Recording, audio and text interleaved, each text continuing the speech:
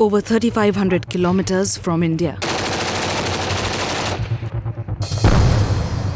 The air is filled with smoke and the tension is high. Iraq's capital, Baghdad, is at the precipice of a revolt. As the rebel forces of Islamic militia ISIL capture provinces in northern Iraq, the government here is seemingly unable to reassert its authority.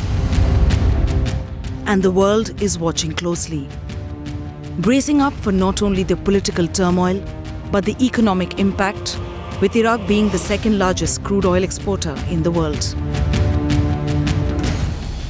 As the ISIL captures the labyrinth of oil fields along the northern province, the new Indian government bracing up for the fuel shock in the upcoming budget session.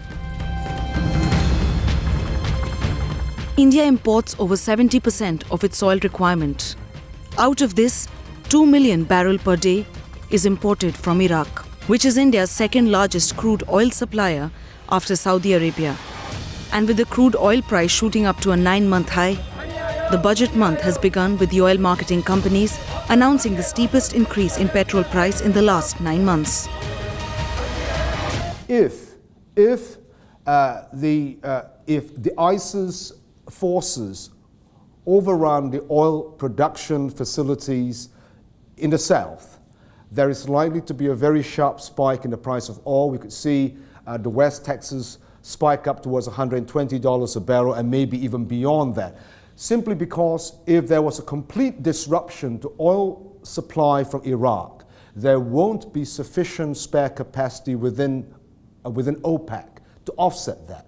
You will have a demand-supply imbalance which will drive crude oil prices significantly higher. That would be very negative for global economic growth and for the equities market.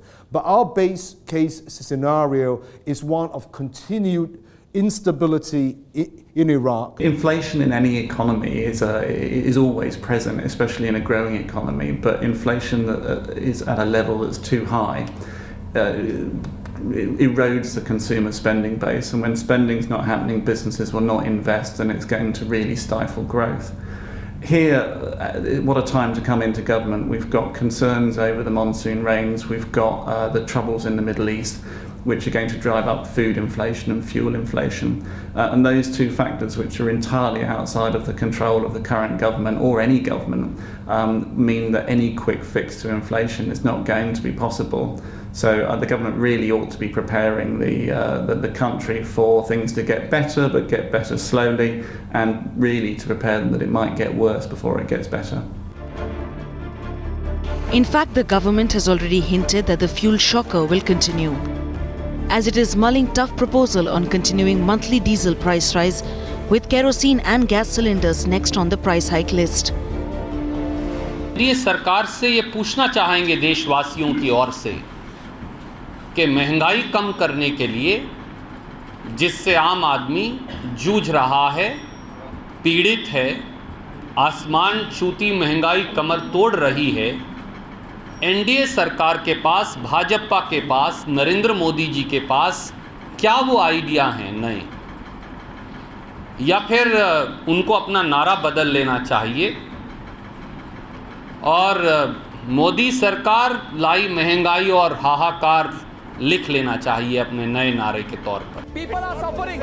With the big price jolt within a month of the new government, clearly the challenges remain real on the ground, as India debates on the government's promise to rein in high prices. In May 2014, food inflation measured by the wholesale price index increased by over 6.5%. Its subcomponent is food articles, registered an inflation of 9.5%. The price rise is highest in potatoes, 31.4%, making it the hottest, followed by moong dal, 26%, masoor dal, 15.6%, urad, 14.8%, rice, 12.8%, and milk, 10%. Are you telling me potatoes are being hoarded? Dhania is being hoarded. Come on, you would have laughed if the Congress party would have said that earlier. No, then where is the problem? Right? Are you allowing hoarding? Is the NCP stocking? What hoarding are you talking about? What hoarding are you talking about? Are you hoarding? Mr. Rao, keep quiet for a minute and listen to this.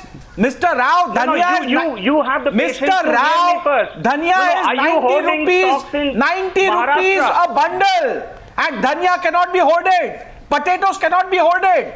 Don't fool the nation. You have failed to deliver your promises and you need to face that fact. It's not only an agricultural subject. Fuel, which is very important, from petroleum to diesel, is necessary to transport agricultural goods, and it affects the prices. 50 paisa more in diesel per litre will affect the prices. So inflation is multifaceted, and you can't just put it down as something done by hoarders. It's a bigger economic problem, and it's a part of economic policy. Not surprisingly, both you and the Congress had the same problem. They can say anything now. They can give me any economic international argument. One thing I will come to you. When people go to the market, you promise this. No, Mr. Rao, today don't tell the people. Yes. Don't tell the people to have patience. We are committed. It's not your commitment. We are You committed. promised. So, but this is not, once again, this is not an administered commodity that we can control prices tomorrow morning through a diktat. I think you should have said so then. Cost of basic commodities and food items is going northward.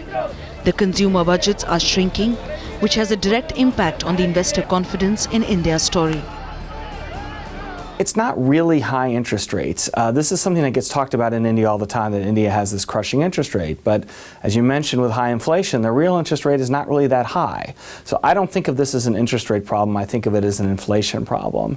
And the inflation problem is largely driven by food. The only way you're going to get out of that, again, is a long-term approach, which is to expand both the production of food and the channels by which food is brought to consumers. So there has to be more competition. It's a very sensitive political issue, but ultimately that's what has to happen. Wholesalers have to be able to compete with retailers. New entrants have to come in. That's what's going to bring food inflation down. Any step to control inflation through a rate hike by the central bank would lead to once again tightening of cash flow in the market. A bleak scenario that has been haunting industries in India and has made foreign investors cautious. I think the last few years have had their own set of challenges on the economic front, and I've always said that the banking sector really rides on the real economy. So we saw growth slow down, we saw a slowdown on corporate investment activity, we saw the cash flows of the corporate sector getting tighter, and a dwindling of confidence. Elections have really given a clear mandate, which I think should be used for decisive decision making and bringing back confidence in the economy. So we definitely are at the cusp of change, but we must also remember that the recovery would be gradual, and as the recovery takes place, what we are gearing ourselves at the ICICI Bank is to sustain on all the strong parameters that we built at the bank, and at the same time to capitalize on all the growth opportunities that keep coming along the way. I don't know exactly what you could do in a short while that the government's been there for the budget, but I'm sure that some policy announcements can happen. But the budget will be more restricted to the tax issues. But these policy announcements can happen in the budget, or some of these policy announcements can even happen later. But since you talk of the financial sector, one of the issues around the financial sector, for example, would be capital requirement of the banks. I think sentiments have improved dramatically. I say this on the back of two things. I was on a roadshow in the US last week where we met a number of investors, and I could sense that the euphoria, the confidence about India was dramatically high. I've never seen this kind of improvement in sentiment, or this kind of strong sentiment towards India. As far as local investors are concerned, when we talk to our friends in industry, we hear so many of them talking about reviving plans which they at one time would have had for making fresh investments into India, for starting new businesses, for creating new offices, for starting new factories. But ahead of the budget, the Prime Minister has sent a clear message that the government is not afraid to take tough decisions. आप मुझे बताइए, भारत की आर्थिक स्थिति अच्छी बनाने के लिए इस संकटों से देश को बाहर निकालने के लिए कुछ कड़वे निर्णय करने चाहिए कि नहीं करने चाहिए? पूरी हिम्मत से बताओ, करने चाहिए नहीं करने चाहिए? राजनीतिक स्वार्थ के लिए नहीं करने चाहिए, लेकिन देश के स्वार्थ के लिए करने चाहिए। Taking a cue from Modi, the finance minister setting the tone for the upcoming budget. Pragmatism over populism. I think we have once again to make a choice. Does India need a certain amount of fiscal discipline at this time? Do we need prudence? Or do we need some mindless spending and populism? India must realize that profit is a good word. It's not a bad word. Not surprising that inflows have increased, again, on the basis of a very clear mandate from the voters in India. And again, the positive investor sentiment comments that the Prime Minister and his colleagues, Minister Jaitley and others have made. Investors really do feel very positively, very favorably right now. And assuming that announcements coming through the budget and, continued fiscal prudence, I think that one can expect growth and continued enthusiasm for either investing for the first time or reinvesting in the Indian market. It's absolutely imperative that the government breaks out of the high inflation, high interest rate environment that is now prevailing. So that it's got to introduce credible statements and changes. A reduction in the fiscal deficit through reduction in subsidies, addressing fuel subsidies, addressing food security issues. These are absolutely important. The other thing is that it must stimulate growth in the economy in terms of focus on infrastructure, focus on manufacturing, focus on agriculture. These are going to be key drivers in growth in the economy, key drivers in breaking free of this high interest rate, high inflation scenario. So even as the signals are positive, the action is still awaited. As the world watches on Modi's blueprint keenly, the concerns are manifold, and those looking to invest here know that doing business in India is not a cakewalk. With that, we take a break. On the other side of the show, we get you what the foreign analysts are advising on India and their suggestions for Modi's blueprint in the part 2 of The World and India in our Super Budget series.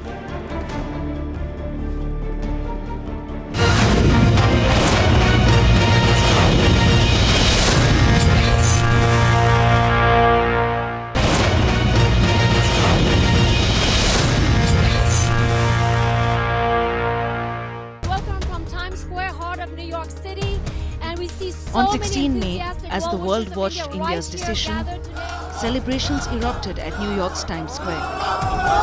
There were cheers and impromptu jigs. As India chose a stable government after 3 decades, giving a majority mandate to the BJP. And when the world's third largest economy elected Narendra Damodar Das Modi as its Prime Minister, the global leaders let bygones be bygones. The US President was one of the first to congratulate Modi, and foreign investors reposed faith in his pro-development approach, extending an invite for a September meet, making it clear that the US is eager to do business here, but the cautious optimism prevails. I think it's any indication of investor-friendly actions. There are so many U.S. companies that are already in India. There are other companies here that would be very interested in participating in the Indian economy, again, if there's a level playing field, if opportunities arise that are open as opposed to, say, perceived as being protectionist. And every indication is that in order for Mr. Modi to be able to achieve his goals, there is a concerted effort to make sure that markets are as open as they possibly can be in the best interest of India, but also offering greater opportunity to multinational investors.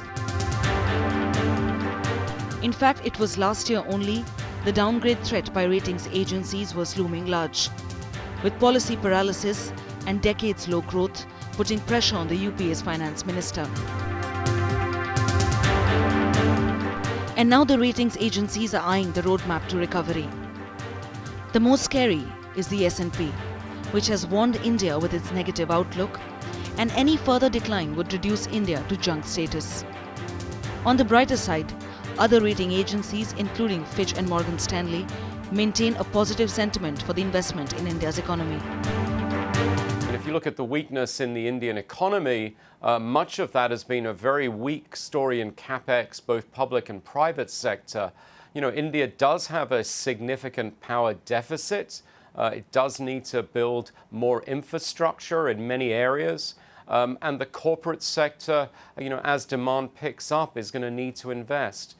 So I think that the types of runs that we've seen in the engineering and construction stocks are understandable, and they probably will continue if we start to see orders being given out to these companies, which tends to be the main driver of the share price. I have a year-end target for the emerging market index, which is a return of about another 15%. I think India will outperform that. So maybe that gives you some guidance in the sort of magnitude of returns that I'm expecting. There's a general recognition that investment has fallen off. That's one of the major reasons that the economy has slowed down so dramatically in the last 3 years. So if they're going to turn that around, there has to be higher rates of investment.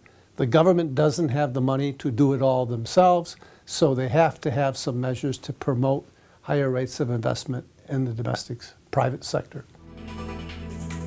Even as foreign investors have pumped in around 1 lakh crore in this year, majority pouring in after the Modi government came to power, pushing the D Street to new highs. The investment outlook still remains far from absolute confidence, and the cash-starved India Inc. is hoping that India will be able to attract foreign investment. What is most important and which takes a little time to pick up is the investment. And for the investment environment to happen, I would like to see in the budget the direction that they are taking. I think that would be a very big expectation. And once they deliver that, they have got a whole year to tackle issues and come up with reforms. Reform is not a one-moment process. If you see the hike in the rail fare, the increase in the petrol and the diesel prices, so these are all indications of the fact that the government means business, that they are looking at a long-term growth rather than at short-term, and therefore I would expect that they would continue the drive towards bringing down subsidies. Overall, there should be a strong growth-oriented government, and the fiscal deficit containment, which may be required because of the incentives to be provided, should be managed through privatization and disinvestments. But more than policy incentives, the need of the hour is a positive signal.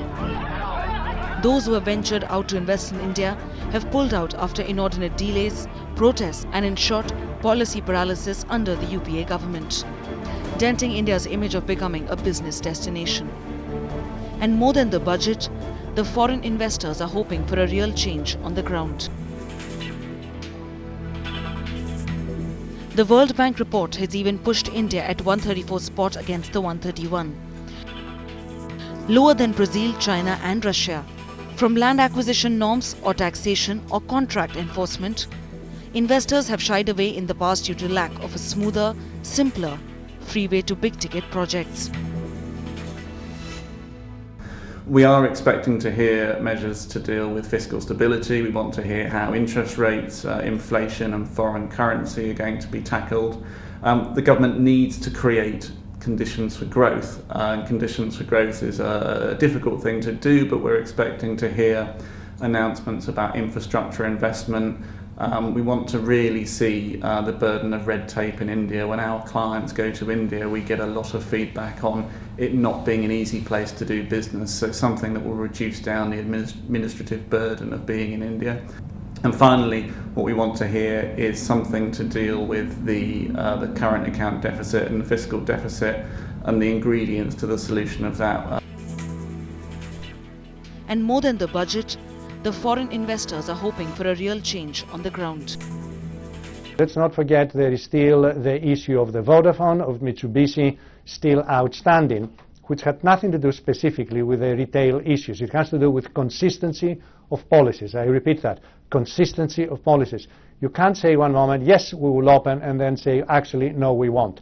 In other words, what has been worrying FDI is not whether India is or is not welcoming foreign investment, but once policies are in place, you know that is going to be the regime of policies you will be operating under for the next decade, not just for the next 6 months, only this to be reversed. I do realize there's a heavy burden of expectations on the government, but it is seen to be business friendly, and if Narendra Modi delivers only 1/3 of what he's been saying that he would deliver, I suspect that would bring us to the next stage of the uptrend in the Indian equities market. We believe that the foreign institutional investor interest in India will sustain. It is important to note that the current level of interest is predicated on a few sectors and in fact even just a few stocks. As economic policy reform is articulated, executed and translated into actual earnings momentum in the economy, we feel that the investments by the FIIs will become more diverse and to that extent will become a little less hot. There is no denying that the excitement over India is still high. From China engaging with the Modi government to Obama and the European Union pushing for bilateral trade ties. But with the world watching, will India deliver?